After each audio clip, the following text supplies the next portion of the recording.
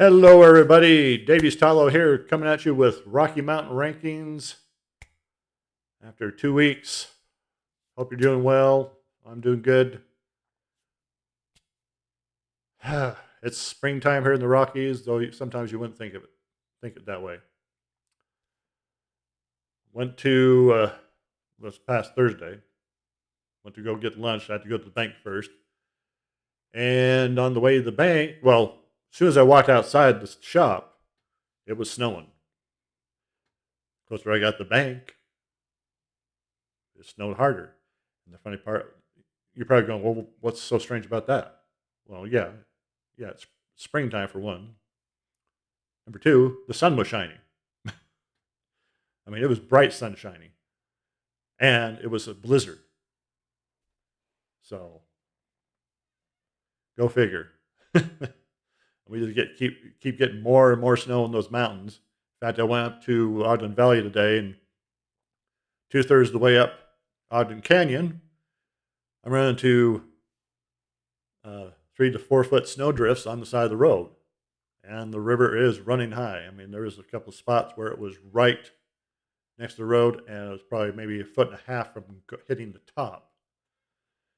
So I'm like, well, God, what's Pine View Reservoir going to be like?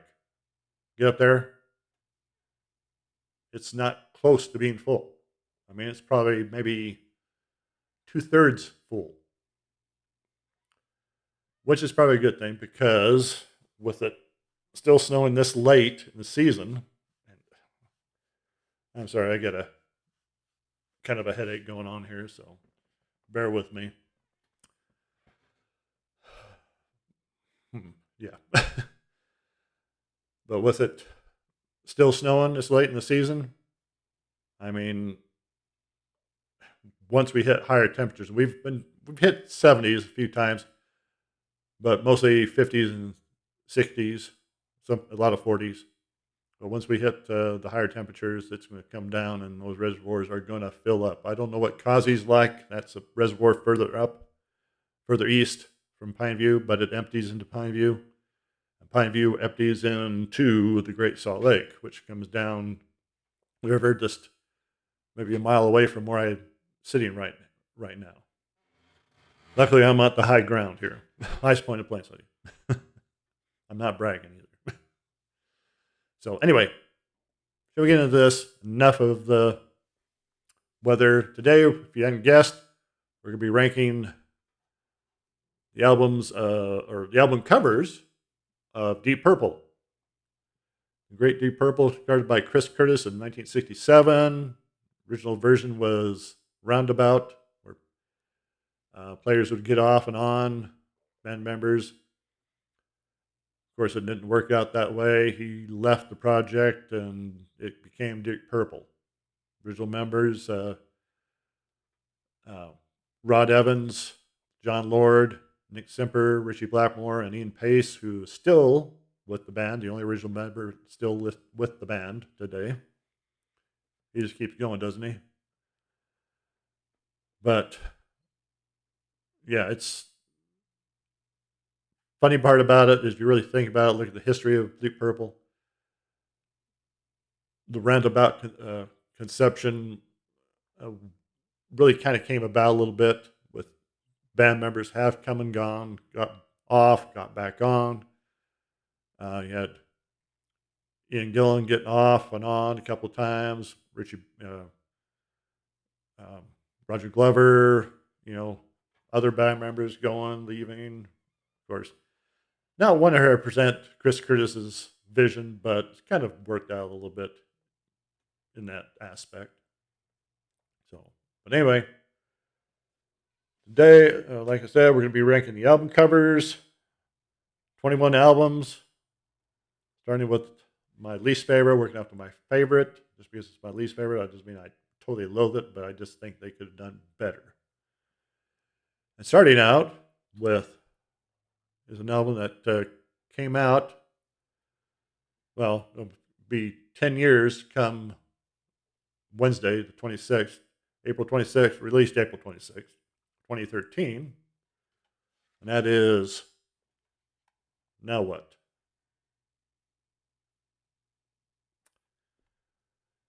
Uh, bad album cover, bad title, all the way around. Players on this album got, of course, Ian Gillan, Steve Morris, Roger Glover, Don Airey, and Ian Pace. Of course, if you were into Deep Purple like I am, you know Steve Morris left the band last year to be with his wife. I 100% commend him, 200%, 300% commend him for doing that. His wife is battling cancer, and cancer is not fun. Not fun one little bit. So Steve, you ever see this? Right on, brother. You take as long as you need. You make sure you get your wife back on her feet and back at it. So anyway, that's Steve Moore is a class act. He really is. Great guy, nice guy, and I wish them both the best. So anyway, but back to this. I don't know if this is the band's idea or the record company, but come on, you could have called it, simple song. Where to Stand, that'd been awesome. Could have come up some weird, cover with a strange looking city, bunch of weird people in the background going. But anyway, there's the band.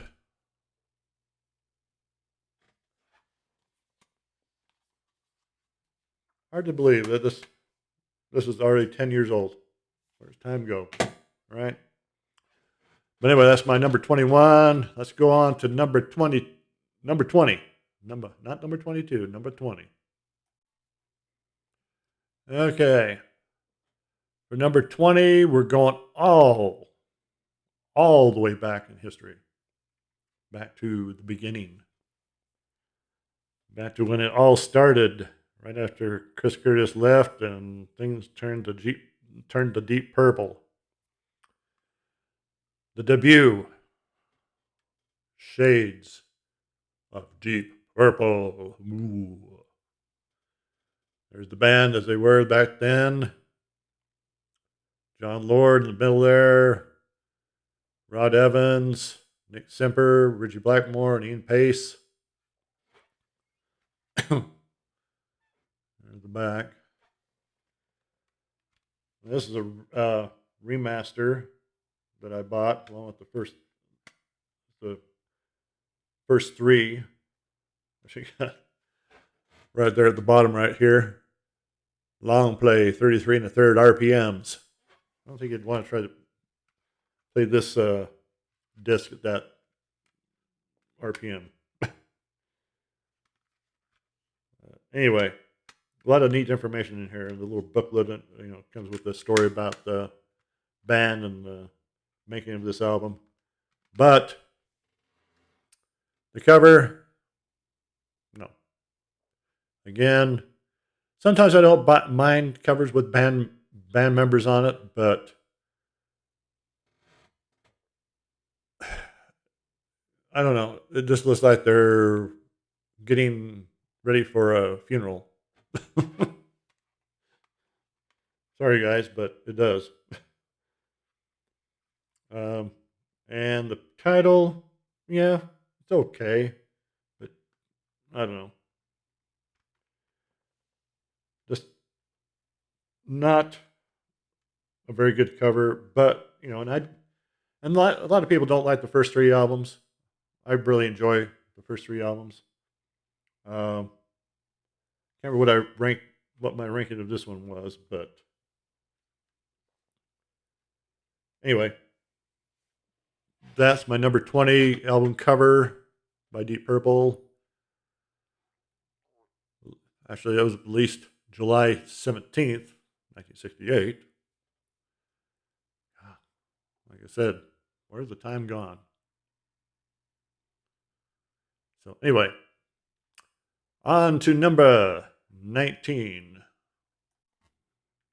Okay.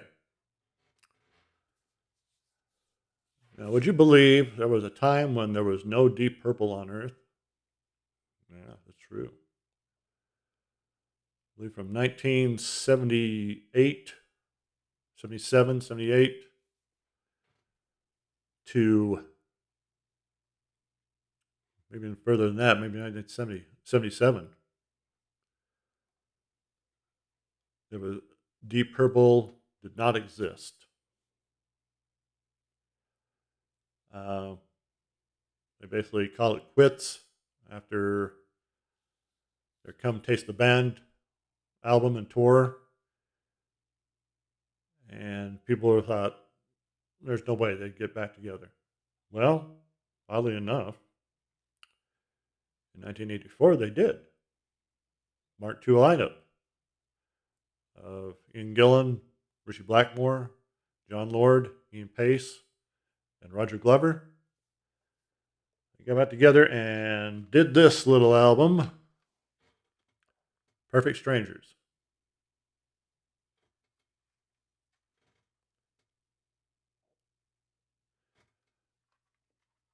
The very first Purple album, I bought it on vinyl, in fact, but the very first Deep Purple album I bought in my life.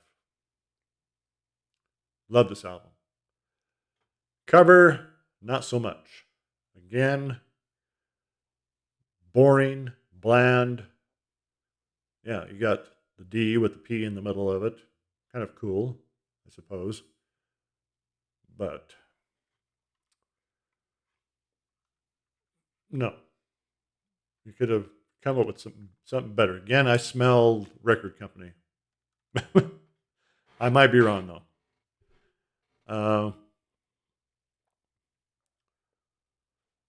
But I just love this album. It's just loaded with great songs. One of my favorites, "Perfect Strangers," the title song, of course, "Knocking Your Back Door." But again, the album cover. Come on, guys. Come on, record company. Let's do better. And they will get the better ones here. I guarantee it. There's a lot better in this discography. So that's my number 19. On to number 18. Okay. Released January 12th, 1973. The last album for over 10 years without with Ian Gillan. Ian Gillan. I'll get it out there. Album, of course, is Who Do We Think We Are? The nice prize. Oh, the cool prize. I'm sorry, the cool prize. I don't know why that's on there, but anyway, I got this stupid sticker on the back covering half the song or half the title there. Again, kind of a bland, boring cover. Got some bubbles, I think. They're supposed to be the band members in the bubbles. Well, you can barely see them. Oh, that's Ritchie. Ritchie looks like. Maybe Ian right there. I don't know. But come on, guys. Come on. And the title. Who do we think we are? We could have called this Woman from Tokyo. Had a woman on the front of it, you know. Smooth Dancer. Rat Bat Blues. Hey. But I don't know. Boring album cover, boring title. But good music. Not their best music, you know. I mean, at this point, Ritchie and Ian Gillan were really at each other's throats. So somebody had to go, and Ian went, and Roger with him, of course. Not to be seen again until '84, with, of course, this album, which is a nice surprise to everybody when that came out. So anyway, yeah, good album. Not their best, but still decent. Onward we go. That's my number 18. On to number 17. Okay. Released July 1971. Album that a lot of people love. Some people don't. I kind of think it's a cool album, but the album cover, though we're getting better covers here now, still a bit bland. Of course, we're talking about Fireball, another album with the band members on the cover, Mark II band members.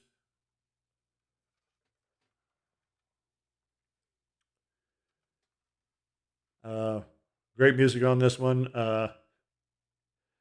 There's one particular song, a particular guy named Pete Pardo does not like on this album, and he loves the album itself, the rest of the songs, but the song, anyone's daughter, he loathes that song.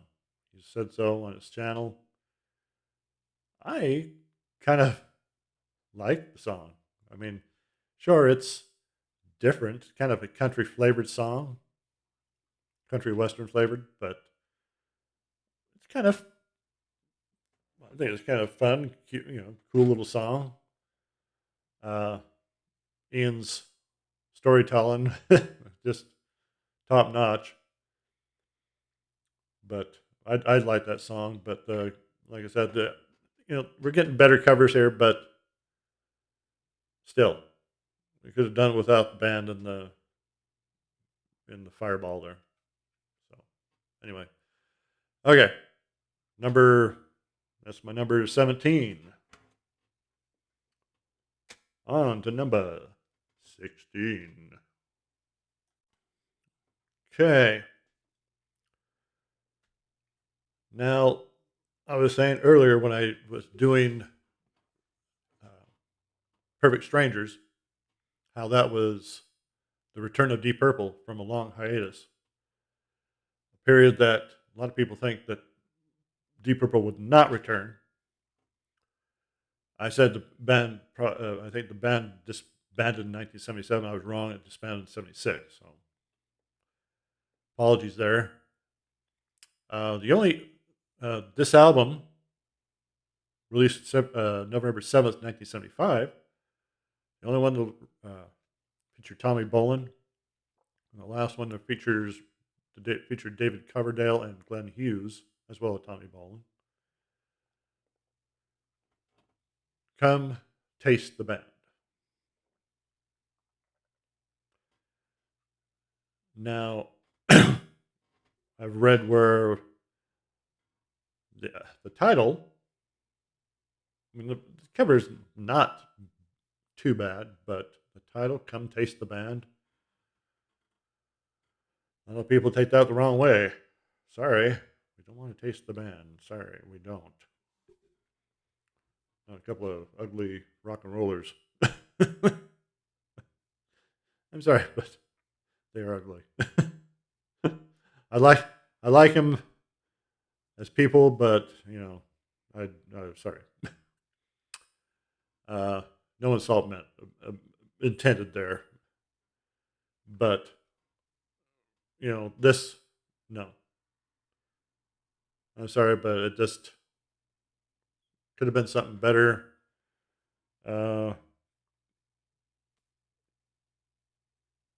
Dealer, Drifter, Love Child, it's good, good songs.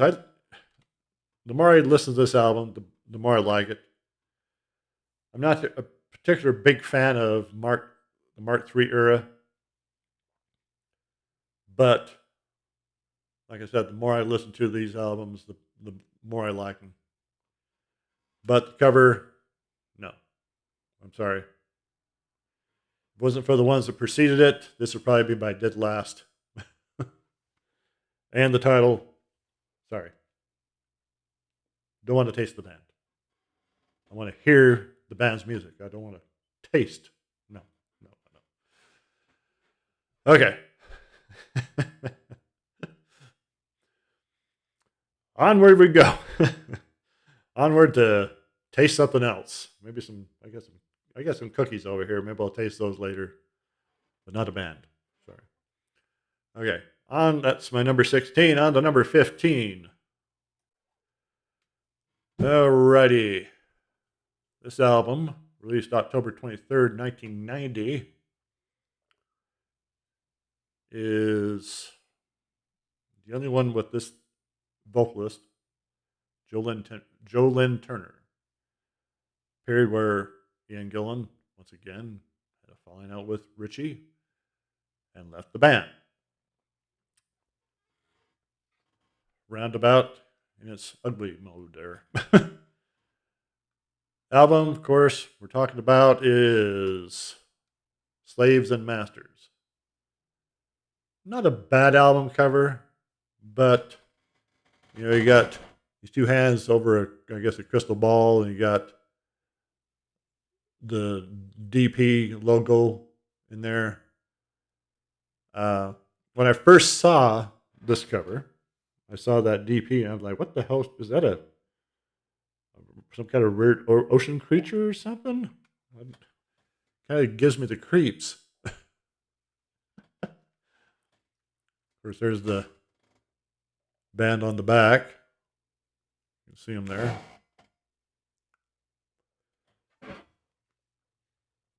Not, and music-wise, excuse me, not a bad album, but it's like more like Rainbow meets Deep Purple, deep rainbow, purple rainbow. How about that one? But I don't know. Again, that not the best album cover, not bad, but could, as far as I'm concerned, it could have been a lot better. Kind of like the music could have been a lot better in it, especially if Ian stayed.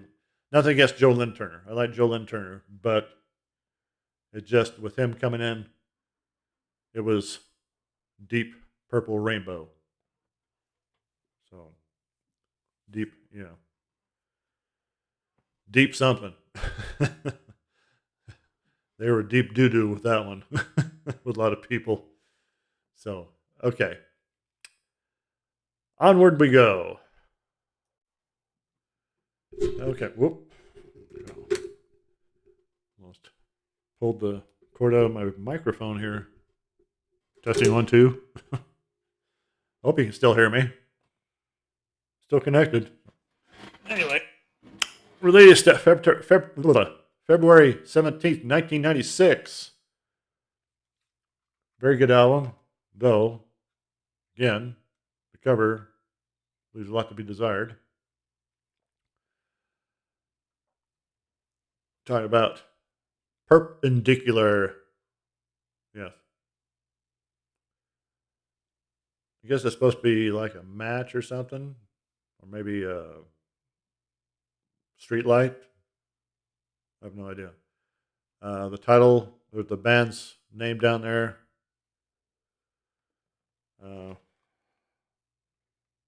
Looks more.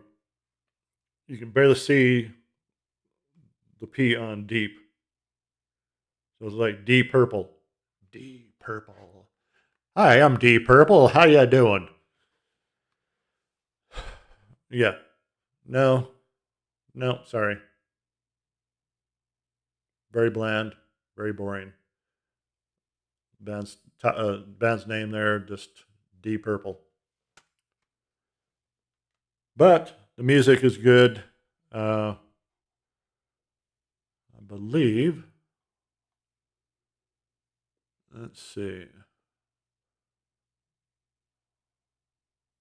Yeah, this is the first album with Steve Morris on it. So could have been, the album cover should have been a lot better, especially with Steve coming on. But I don't know if this is the band or the record label. Who knows? But anyway, that's my number. What are we at here? Number 14. Okay, on to number 13. Lucky 13. Okay. This album, released March 25th, 1972. Album revered a bunch among people, yours truly included.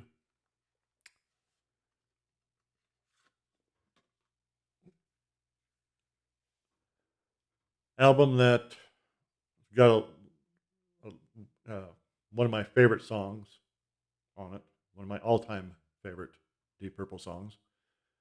Of course, that album is Head Machine, or Head Machine, Machine Head. I always call it Head Machine for some reason. I don't know why. For years, I called this Head Machine. So why am I calling it Head Machine? It's Machine Head. When I look at the back here, it's dead immediately.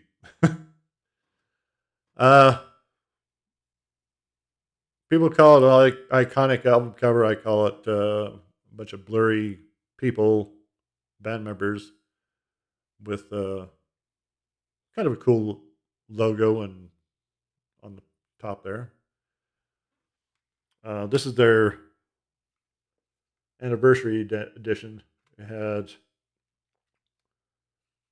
2 discs in it. One's a Roger Glover's mix. And you got the remastered version with 2 additional tracks of high quadraphonic mix, which sound pretty good. But again, and from what I hear, the photographer, I think that shadow above right here, that might be the photographer. I have no idea, but he got into the machine picture by mistake. This is the box that it came in. Shows them in the hallway at the hotel where they recorded this. There's another picture of the hallway. Can you imagine an album as great as this being recorded in a hallway of a hotel? When I read about that, originally they were supposed to record this at the casino in Montrex. And of course that burned down because some stoop with a flare gun burned it all to the ground. He did too. He fired. It was during Frank Zappa. Frank Zappa was doing a concert there. The guy came in, thought he'd be funny, and fired a flare gun and went into the ceiling and started the fire. And of course, they had to relocate to this hotel. I can't remember the name of the hotel, but that's where they got the Grand Hotel. See, the man managed to book the Grand Hotel, close for the winter. Of course, the smoke from the casino fire going across the lake was the inspiration for Smoke on the Water, which tells the story of their adventures. But anyway, the band, the picture, I don't know, could have been better. Not bad, but could have been so much better. So anyway, that's my number 13, Machine Head Machine, whatever you want to call it. I need a head machine right now. Oh, my neck is just aching. And it's back to work tomorrow. Today's Sunday. You'll be seeing this Monday morning, of course. And I'll be at work when you're watching this. So anyway, on to number 12. Okay. Released August 25th, 2003, the third album with Steve Morris on guitar. And I think this might be the first one with Don Airey. Yeah. First feature Don Airey on organs, replacing John Lord on keyboards. Because I'm talking about bananas. I'm going bananas.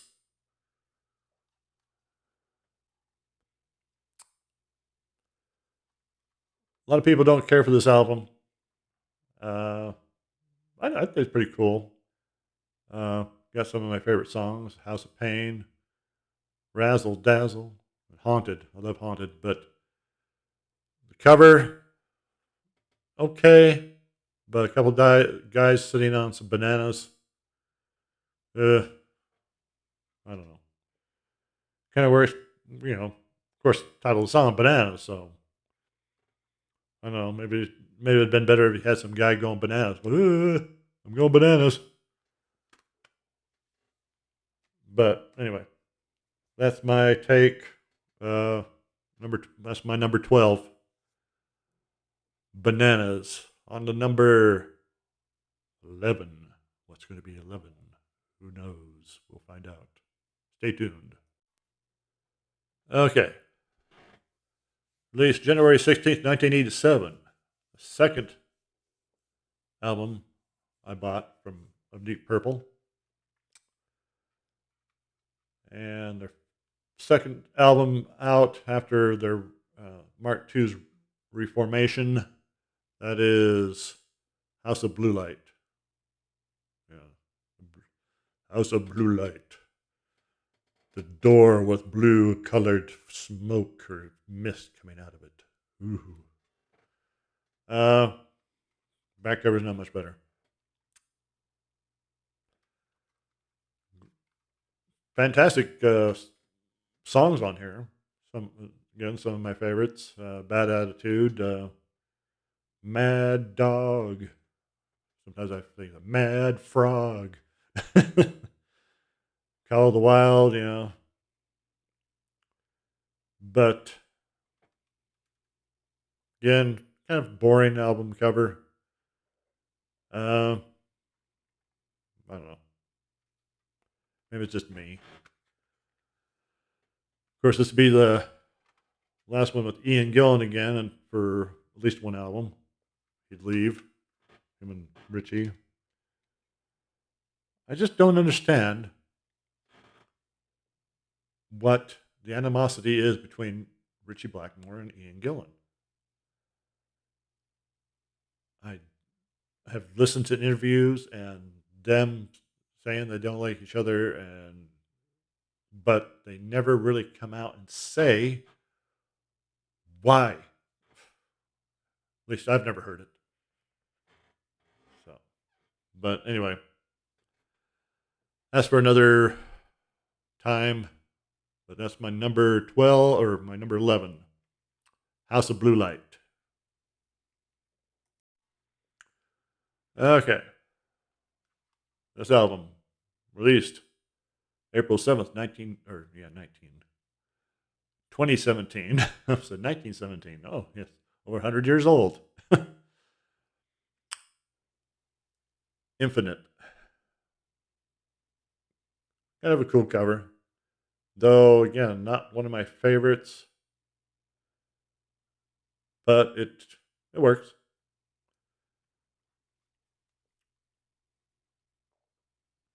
You got Don Airey, Ian Gillan, Roger Glover, Steve Morris, Ian Pace, Bob Ezrin, uh,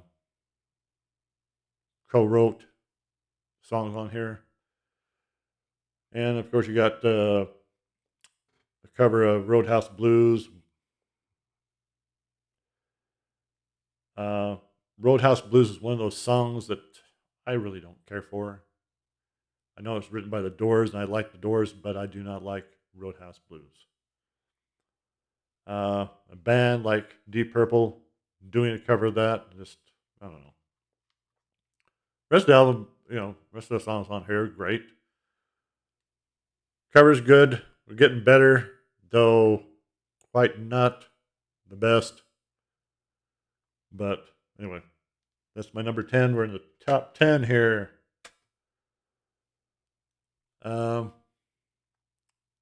Yeah, they're still, like I said, great songs.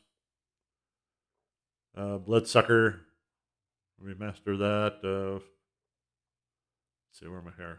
Ugh. That's the gold edition disc. You got Time for Bedlam, Fireball, Bloodsucker, Strange Kind of Woman, Lazy, Bird of Prey, Perfect Strangers, you know. But the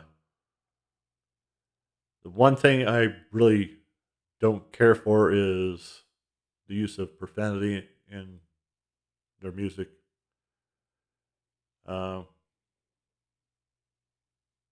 I don't mind it, but when you start using profanity in your music, especially from a veteran band like Deep Purple, come on, come on, you guys, you're so much better than that. Uh, Use your imagination. Come up with something better than the S word or the F word or the F words, stuff like that. So anyway, that's my number 10. On to number 9. Okay. Number 9 here. An album a lot of people revere. I'm one of them. Released June 5th, 1970. The first Mark II album. Mark II lineup. That is In Rock. Iconic album cover, though not my, decent, though not one of my, I feel that's really up to my standards. Of course, you got the band In Rock. They're on the back. Picture taken not too long after Ian Gillan and Roger Glover joined the band. Roger Glover there. Strange dark hair and no beard. You're on the disc right there. But, it conveys what it's, the title is saying, Deep Purple in Rock. But, it's good. It's a good album cover, but still not, like I said, what I consider a great album cover. You might disagree with me. In fact, leave your own album cover ranking down below. I'd like to see it. That would be great. That's your bet. That's your number one. That's your number one. It's not my number one. It's my number 9. So, onward we go. On to number 8. All right. This album marks the beginning of the Mark III era, which would last for 3 albums. Released February 15th, 1974. Talking Burn. Again, the band on cover, though not physically.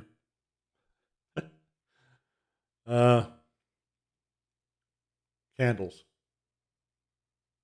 Very original. Conveys what the title's saying, burn. On the back, kind of melted and stuff. Good album. Not the title song, not one of my favorites. Though it's a decent album. But yeah, decent album cover, though still not the best. So anyway, first album with Coverdale and Hughes in the band. And again, Chris Curtis's Roundabout coming to the forefront here. Had Ian Gillan and Roger Glover get off. David Coverdale and Glenn Hughes get on. And do some albums with them before they themselves they get off. But anyway, good album, decent cover, but still not the best. On to number 7. All right. Album released June 2nd, 1998. Second album with Steve Morris on guitar. Last feature John Lord on keyboards. Talking Abandon or Abandon. Getting better here. We got some action going on here. Some guy diving through off a skyscraper, I assume, in a swimsuit. But better. This one's got a tour guide, I think, for Europe. I believe I bought this. Of course, you got this hideous thing right here. Sticker. And I believe I got this import from Europe. Took a while to get to it, get to me. But decent album.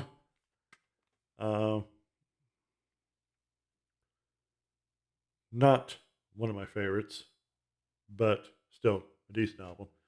And a decent album cover. So we're getting better here. This one, of course, like I said, the title is a pun from Ian Gillan, Band On. Abandoned, not, but Band On. So, followed by the Abandon tour. Kind of cool.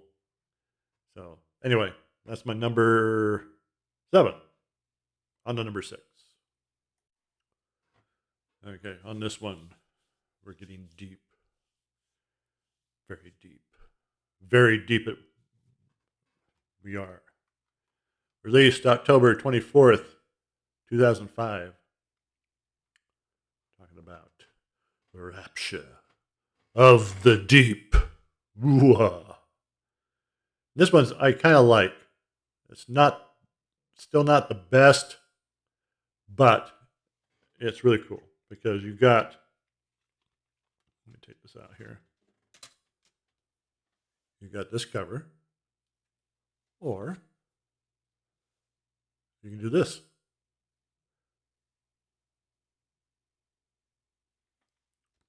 Just flip it over. So, which is kind of neat.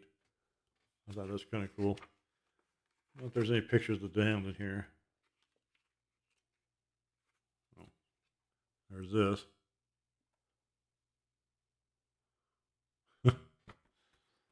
So kind of different, kind of cool little thing, right? Album cover. I think I'll flip that over. Have the white one. Yeah. Like that. Of course, this is with the most current lineup of Ian Gillan, Roger Glover, Steve Morris, Don Airey, and Ian Pace. I believe, second one with Don Airey. But yeah, a decent cover, fun cover, but the best is still yet to come. We're getting really interesting here. Real interesting with the covers. Okay, we're at the top 5 at 5. Or in this case, it's 1019. Top 5 at 1019. How about that? The most current album with original material, I should say. The most current album is, of course, is Turning to Crime, but this one is got all original material, I do believe. Yeah. And that is released October 7th, 2020. Whoosh, whoosh, whoosh, whoosh. Wishing all over the place. Kind of dig that cover. Really cool. I like bands when they come up with cool covers, that just don't involve uh, band photographs or trying to, look cool on cover, smoking cigarettes or whatever. And the music on here is really, really good. Love it. Um, I believe just the two. This is, oh, I just broke it.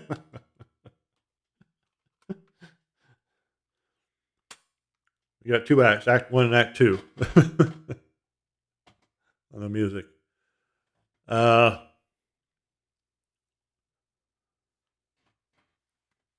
but yeah, cool album cover. Trying to see who did this cover, because they don't. It's mostly about the music and stuff.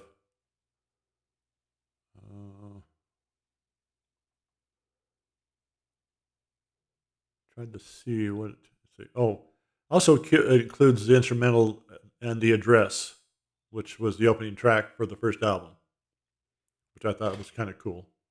That being added on here. Uh, and I kind of, when I heard that, I'm like, are they trying to tell us something? Ending. They started the Deep Purple Train with the address, and the last song is "And the Address." I was kind of wondering, are they trying to tell us that maybe this is the last album that they're going to do? But from what I heard, that they're planning on doing another studio album, so probably won't be out till next year. Who knows? But anyway, that is my number 5 cover. Whoosh. On to number 4. All right. Number 4, released July 19th, 1993.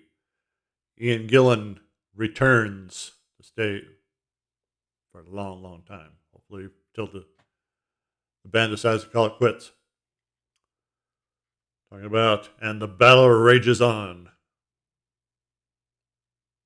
Great album cover.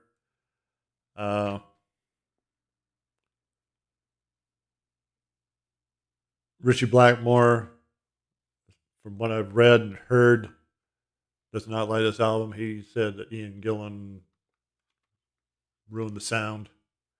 I kind of love this album. I mean, it's great. It's not their best, but it's a good return for Ian Gillan. And again, decent album cover.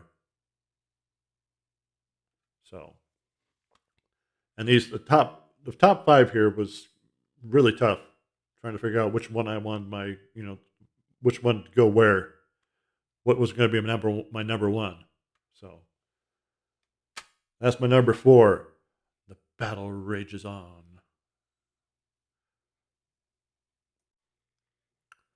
Number 3, released November 8th, 1974. Stormbringer is coming. Excellent album cover. Excellent. I just love that cover. Back's just as good. Music is fantastic. Out of the 3 Mark III albums, I think this would be, I'd probably rank this as number 1. I can't remember what I originally ranked it as in my album rankings. But this one right here is, when I came down to getting the 1, 2, and 3, this was really tough. This could have been easily my number 1, but as I was looking at my what I got down for number 2 and number 1, I think just a little tad better. but this one's decent. And like I said, the music's great on it. Last one with Richie Blackmore, who would be replaced by um, Tommy Bolin. He just didn't like the route the music was taking on this. I don't know why. I think it's great. So, but anyway, that's yeah. The cover right here is based on a photo from July 8th, 1927, a tornado that near the town of Jesper, Minnesota. That was for so that's actually a picture of a real tornado. I mean, kind of, you know, touched up and stuff, but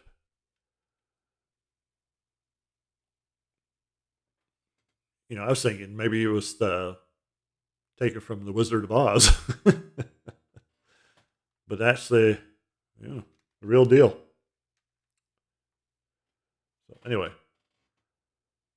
okay, now we're to number 2.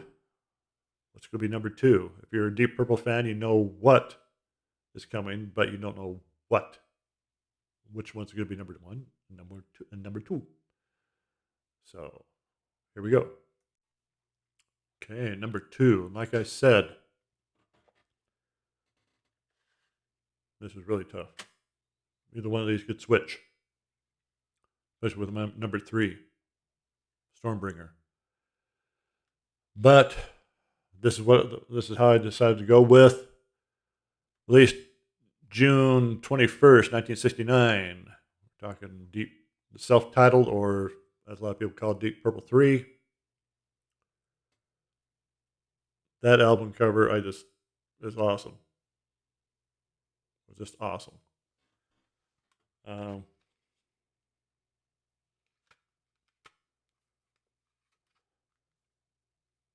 like album covers that has a lot going on. I'm not talking about cluttered, but it's got so many different things you can sit there and pick out something new each time you look at it, practically. And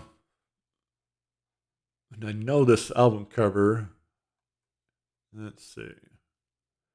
Yeah. It is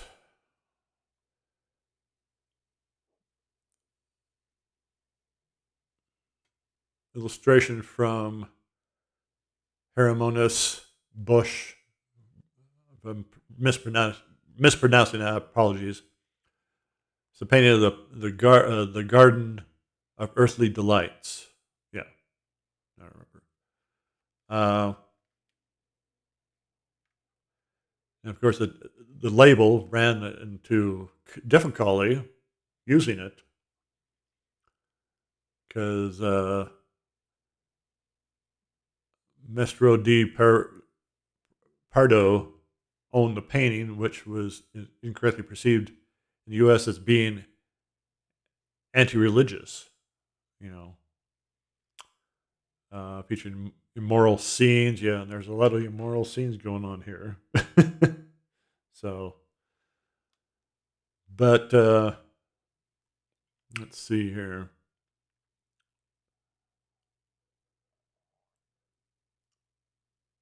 Okay, it originally is in color. There's a picture of it here in color. Appears in monochrome, because of a printing error, and the band decided to keep it anyway, which it works. I like that. Probably been tad better if it had been in its original color, but it still works. I just like it. I love it. Like I said, a lot going on there. So, anyway, that being my number 2, you know what my number 1 is. Get to the right screen here. Of course, released October 1968. The Book of Taliesin.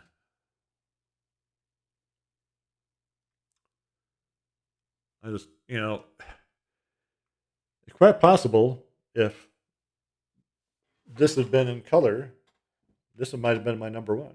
Maybe that's why I chose, because it was monochrome. I don't know. This one I just love. Again, there's a lot going on there. I love the music on there too. I love the title track. Uh,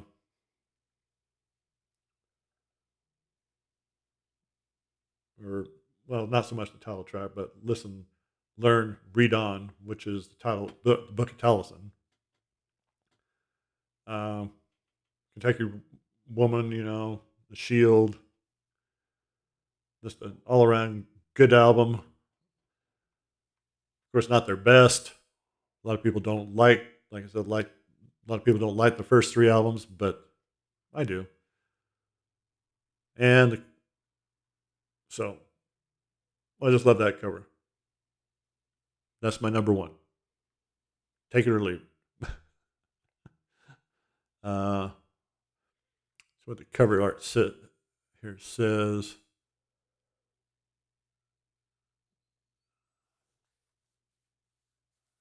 Trying to see it. It's illustrator and author John Vernon Lord.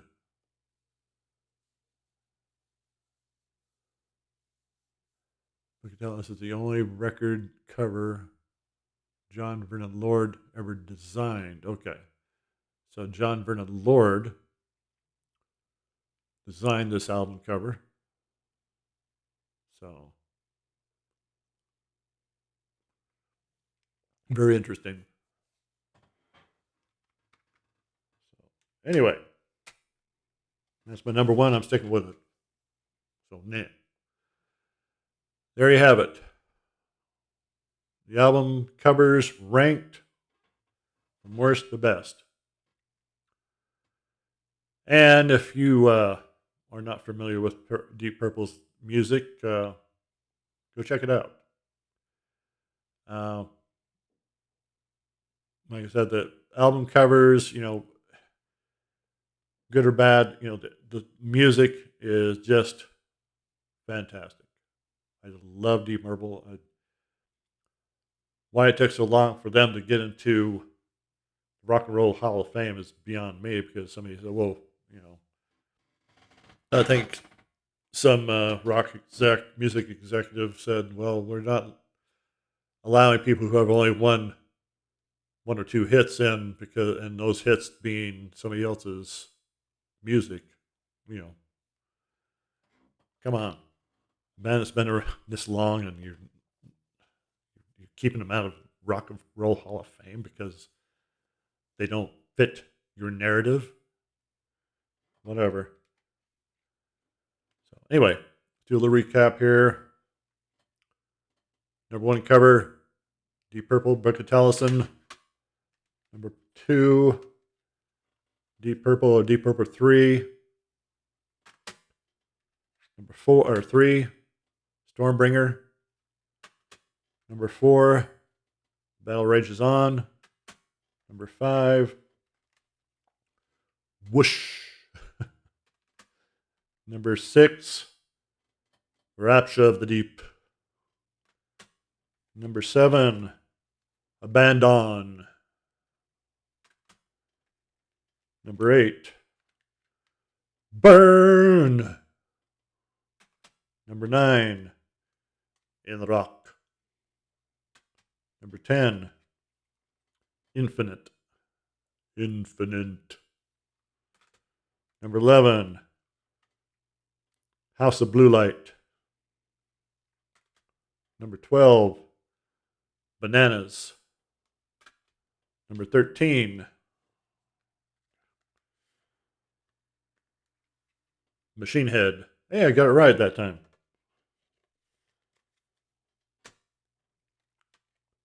Number 14, Perpendicular. Number 15, Slaves and Masters. Number 16, Come Taste the Band, which I don't want to do. Number 17, Fireball. Number 18, Who Do We Think We Are? You have to ask that. Well, can't help you. Number 19, Perfect Strangers. Number 20, Shades of Deep Purple. Pull the shades down. And number 21, Now What? There you have it. All right. Coming up, I don't have no idea, no. Going to go, and I've said this before, I've been planning on do some album reviews. If I can get around to it, hopefully this week I will. Been listening to a lot of new music lately, and going to go over that hopefully, especially the new Metallica album. Well, I'll leave that for later. Because to tell you the truth, I'm not too impressed. But I've only listened to half of it. So anyway, we'll see. We'll leave that for later. Anyway, have a good week. Please subscribe. Hit the notification bell. Leave a comment down below. Like the video. It all helps my channel out. Have a lot of people watching and not very many subscribing. I know I'm not the most charismatic person in the world, but I'm trying. I love talking about music. I love music. I love listening to music. I love, everything about it except the drug, stay away from drugs. Kids, watching this, stay away from drugs. I do not drink alcohol. If you're going to drink, wait till you're 21. Better yet, wait till never. This has come from a guy that drank a lot in the day. I never got much pleasure. Well, I did have fun when I was younger, but when I think about all those days, I honestly can't understand why I did what I did. I mean, if I was to do that now, no. I would much rather have the money I spent on all the parties and all the beer and stuff, and if I took that money and saved it. In fact, that's what you should do. Every time you decide, oh, let's have a party, instead conquer that feeling and go put the money in the bank. Take the money you would spend on beer, put it in the bank every weekend that you get an inkling to drink, have a just blow all that money, save it. Save it for a fantastic trip. Save it for something, a new car, a down payment on a house. There's so many fun things out there that you can do with money instead of wasting it on alcohol. Yeah. So anyway, have a good week, and we'll see you when we'll see you.